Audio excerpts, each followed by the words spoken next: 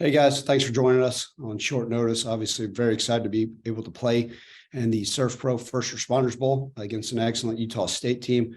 Obviously, have a history of coaching against Blake Anderson. Got great respect for him and what he's done at Utah State. We know that they are going to present a challenge, right? They're only a year removed from an 11-win season. They got over 1,000-yard rusher, 9 all-conference type players. A young man that has 4 interceptions, 1,000-yard rusher, like I said, and they'll be everything they got. Excited to get to Dallas. We know it's a tremendous host city. We look forward to our preparations and leading up to this bowl game, but we're very excited as a team. Evan and then Greg. Ryan, you just mentioned you guys are going back to Dallas, not just for another bowl game, but you guys were just there a couple of weeks ago. So for y'all, does that familiarity kind of help with the preparation a little bit? I think so. Especially we've been on that game field before. Obviously, the end result probably still sticking in my claw. It's a heck of a way to end the regular season, but it is, and maybe that does provide us a little bit of motivation. But we've got some guys from Dallas area, which I know they're excited to return. We've had a lot of players from Texas. We recruit that region quite well, and so just getting back down there, it will be a wonderful opportunity. We know what a great host city it is, right? Obviously. The experience I had as my first time as a head coach down there in one of our bowl games, and just excited to get back down that way. And then last for me, obviously Utah State, you mentioned they're balanced on offense, but you coach against Blake Anderson. I believe it was that 2020 season opener. What have you seen? I guess it's still early, but just what have you seen and what do you know from just what to expect from a Blake Anderson coach team? Yeah, so I have to be honest. I'm probably still sweating. Came right from the practice field, so I've not had a chance to catch any of their film and give you guys a buzz down. Other than the talented, like I mentioned, right, 1,000-yard rusher. The guy with 4 interceptions, 9 all-conference teams, and then I do remember this, right? That last year I buzzed the records and I saw that he had an 11-win season, so obviously did a fantastic job. He was coach of the year last year. He always has his teams prepared. He does a great job. They're well balanced in all 3 phases, and I know that we can fully expect that. We know how bowl prep goes. It's a long ways away from the game, so we got to make sure that we're all dialed in on our end as well. Thank you, Ryan. Ryan, okay, Ryan, it could have been as early as the 17th. I know you were in the mix for a couple of the bowl games. Ends up being after Christmas. So what type of schedule are you going to have now for your team as you prepare for this game? Yeah, look, it's I always just say it's just Christmas with my family, right? I mean, that's all it is. This is my family, and some of them may want to be fit to send it with their blood family, but we know how close we are, and it's going to be great to be all together and spend that holiday together. But we've looked at the schedule. The young men still have exams this week, so we're not going to practice at all this week. It gives us another opportunity as a coaching staff to get back out on the road to recruit. We'll have some modified practices next weekend. And then again, like I said, Greg just scrambling, right? Trying to figure out what this looks like. As you guys will know, I kind of mapped out the different possibilities of bowl games during my travel this week. We'll get back and give the guys some downtime. I think we do need to let them get away. So this time next week after practice, probably give them a week off, give them a chance to catch their breath and then come back and full swing, full focus on Utah State, probably that next week as we lead up to travel there. Frank and then John. Ryan, how do you balance obviously doing what you need to do to win the game, but also creating those opportunities for some of the younger guys as you look toward next year? I think as some people say, man, that later bowl game, I'm sure it's discouraging. Not at all. It's extra practices. The opportunities. I look at this twofold as a positive because, we talk about younger players. Well, this gives us, if the game was on the 17th, you guys remember the NCAA made last week a dead period. So coaches could not go on the road. So you lost a week on the road recruiting. If we were playing the 17th, we would have lost that 3rd week on the road and only had 5 days out on the road. If even that, maybe 4.5 as a coaching staff. And that can put you behind the 8 ball for what you want this program to look like, right? We know with high school recruiting, the transfer portal, all that stuff, really being able to get back on the road a little bit more will help you having a later bowl. But also in addition, you talk about our current young roster, right? With the youth of our program, we're able to go out there and get extra practices, which I think is wonderful. Play dividends for our guys for the 2023 season and beyond. But yes, and guess what? Our vets are all good for it, and they were excited to be able to play. And I always say this, right? It's an opportunity, and half the teams in college football don't get this opportunity, so we're excited to be able to go take advantage of this.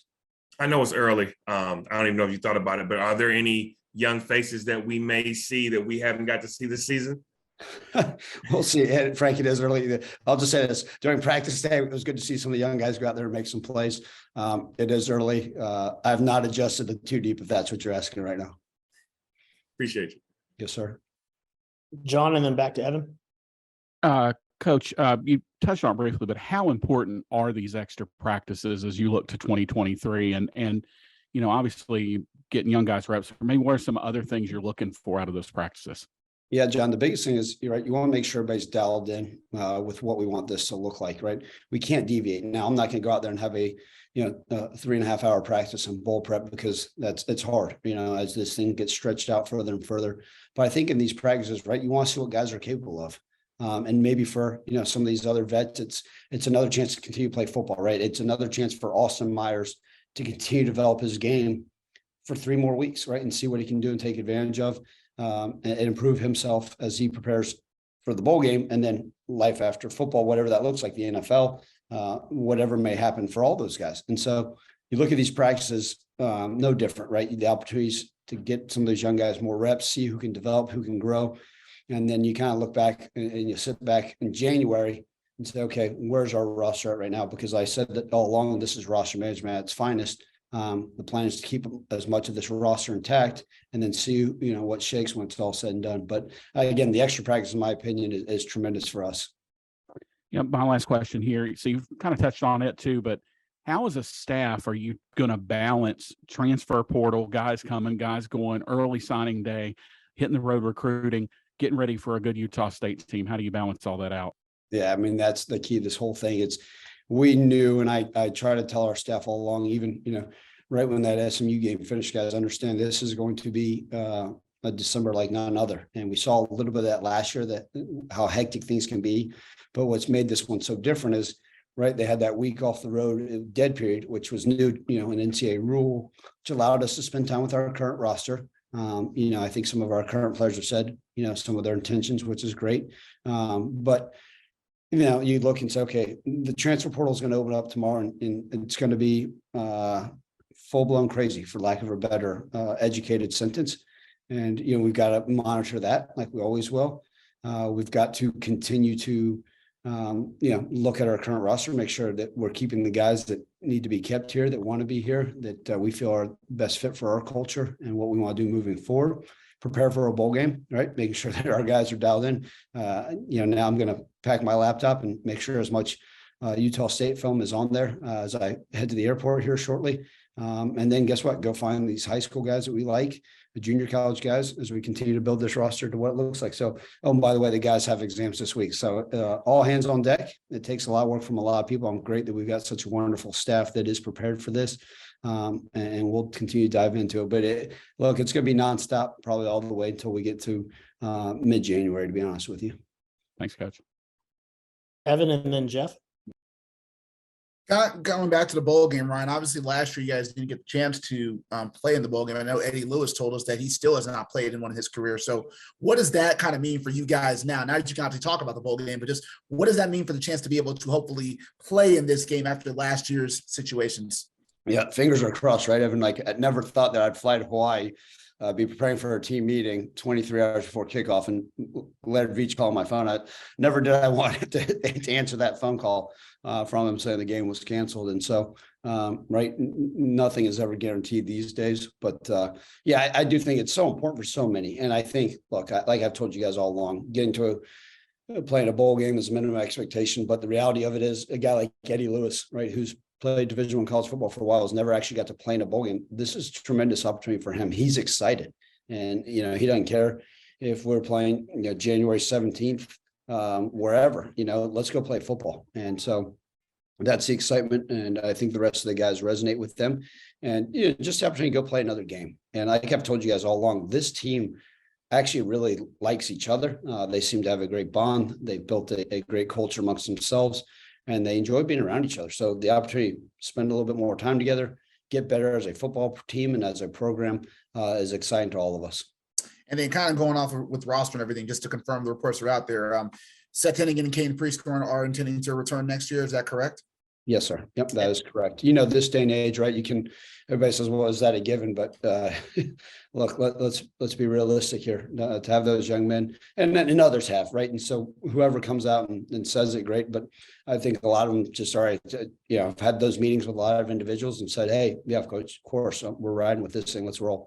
And so, but we know every day is a new day. And so just continue to build this thing the right way. Last thing for me, health wise, I know Skates and Brockington, I think obviously didn't play in the last game. Are they progressing to more? Maybe we can expect them to get closer to health by the bowl game.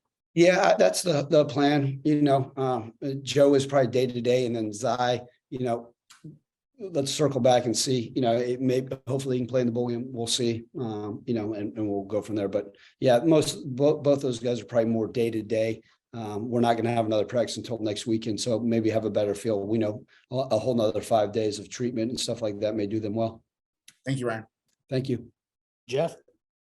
Hey, Ryan, a couple questions. One is, do you know who's going to be making this trip yet? When will you know who's going to be on this roster as opposed to who's in the portal or who's sitting it out or whatever else? How does that process work? Yeah, the reality of this thing, Jeff, and I think this is going to be for every college coach, not just me. And right when that plane takes off, I'll probably do an up and down walk in the aisle, like, okay, it checks out, because that's the reality of it. And I've had some conversations with some young men that we said, hey, is this the situation? I think it's important to be very transparent and realistic with our guys and up front. But the plan is, right now, who we had at our practice, I feel pretty comfortable with. I'm sure. Look, let's talk about it. There's going to be some guys that are going to go into the portal, and that's the nature of college football. For me to sit back and say, "Oh, we're not going to lose anybody," or no, there's going to be some guys, and I've already had some conversations, and there'll be some announcements tomorrow, and that's the nature of it. And so, when that happens, that's okay. That's what's occurring in this day and age, right? 3 years ago, when you lost a guy in the transport, it's like, ooh, what's he doing wrong? What's the head? We knew it was a bad stigma for a program. Now it's what's happened. And I talked about, I think, the average Division I program will probably lose 35%, or at least have 35% roster turnover. When I say that, right? If we lose 20 seniors, bring in 25 freshmen, then you lose another 8 scholarship players, or whatever that number may be, 10 scholarship players to the transfer portal, a few walk-ons here and there. Now all of a sudden you shake that up and you're looking at at least a third of the roster changing every year. What is going to be your approach? You said tomorrow you all can dive into that portal as well. How do you do that? I think we monitor it like every college program, Jeff, and just kind of see, okay, who's out there and is it the best fit? It's like fishing in a pond and saying, okay, is this exactly what I want? And we got to be smart about it, right? We've done a fantastic job. Our staff has of recruiting high school kids and developing them. We'll look and see, and if there's somebody that's a right fit, then and it makes sense for us to add to this Memphis program, we will. We're not going to be one of those programs. There's a few of them that have just said, hey, all we're going to do is take transfers. We're going to be smart with it, but we're also not going to go in there and take just 45 freshmen because we may have lost some numbers. We're going to look and see where we can find pieces to this puzzle that fit us. Laird came out and released that letter, obviously, since we've last spoken to you. What did you make of that, his support and his sources of optimism for the future? Yeah, look, Laird and I have a great relationship, and he's been phenomenal in his support with me and the communication. He's one of those guys, right? Since he's been here, him and I have had a wonderful relationship and really seem aligned. And obviously now as the head football coach, him and I have always had great dialogue, open dialogue. Him, the president, Jeff Crane, everybody. And that's what's been great is they understand. And we have that dialogue and that support, and which I appreciate. Obviously, I'm grateful for Laird's leadership. And, we'd had the discussion. Is a letter, something that may help. And I appreciate him coming out publicly and just saying, and there's a lot of optimism for the future because I share it and he knows that. I do have a lot of high hopes and for moving forward with what this thing can look like. Obviously, I'm got to be narrow focused on this bowl game, but I truly believe in my heart of hearts that this thing we're building this thing the right way to go out and have success. We determine as success, right? What I want it to look like, what the fans want this to look like for next year and many years after that. Is it, you look at what Tulane did this year, is that a source of inspiration in a way? Like that could be you next year? Absolutely. Look, it's they were a 2-10 team. And, now all of a sudden, they won the conference championship. But I think that just shows you Jeff, where we're at in college football. And I think anybody can say that, right? Whether it's with the portal, where you get where, if a guy's playing the right way, the balances go a certain way. I think you look at all those things, and that's where we're at. And, the parity of college football is certainly there, but you can also show that a team is capable of making leaps and bounds and their jumps, right? I mean, what they've done this year is remarkable, but it also shows that if we do what we feel is right and we continue to push in the right direction, there's no doubt about it that we have that opportunity. Lastly, I'm sorry, I'm taking up too much time. It is sort of symmetrical that you're heading back to Dallas where it began for you. What are your thoughts on that? Yeah, look, it's a city that I've got a lot of great memories, as you guys know, obviously from the Cotton Bowl and how special that was for me and something I always remember. And it was unique, right? I was on the bus when we landed from the airport to play SMU and head to the hotel, and the bus driver, right when I got off, he said, "Hey, coach, you may not remember me, but I drove you the first time in your team for the Cotton Bowl. And you just want to say, I got a lot of respect for him." I said, "Man," he goes, "I've been following your career." And I said, "Well, I appreciate that." And obviously that game didn't end the way we want, but it does. It brings back some great memories. And it's been a city that's obviously gracious and such a wonderful place. But it will be good to go back, and we're excited about this bowl opportunity for sure. Thanks, Ryan. Appreciate it. Thank you. Frank? Ryan, I did want to ask you a quick question about the playoff expansion, the fact that it'll be 12 teams and there's a clear line for a AAC champion to be, in that mark. How does that impact recruiting for you and every other coach in the league?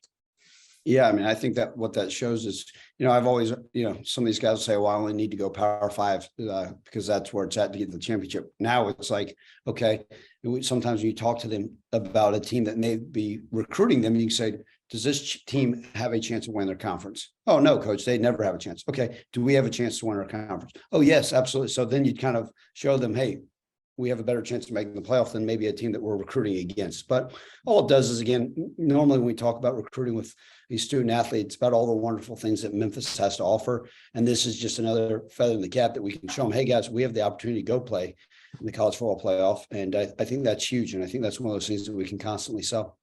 And when you talk about the excitement of the program for the future, does that add to another level of excitement? Because if Memphis becomes what you plan to be, then you'll be right there. Absolutely. I think all that does is just continue to light that fire about what we're capable of and what we want to be and what we want this thing to look like. And look, that's what's been great. There's been the dialogue on the road recruiting has been fantastic. What we believe and know that this thing can do. The student athletes who are recruiting in high school and junior college and the transfer portal see it as well. And that's been great. So our staff does a great job. Obviously, like I always say, the city sells itself, this university, this program, but it's been great. There's a lot of excitement, especially when we hit the road recruiting and the brand is strong. Thank you. All right. Thank you, everyone.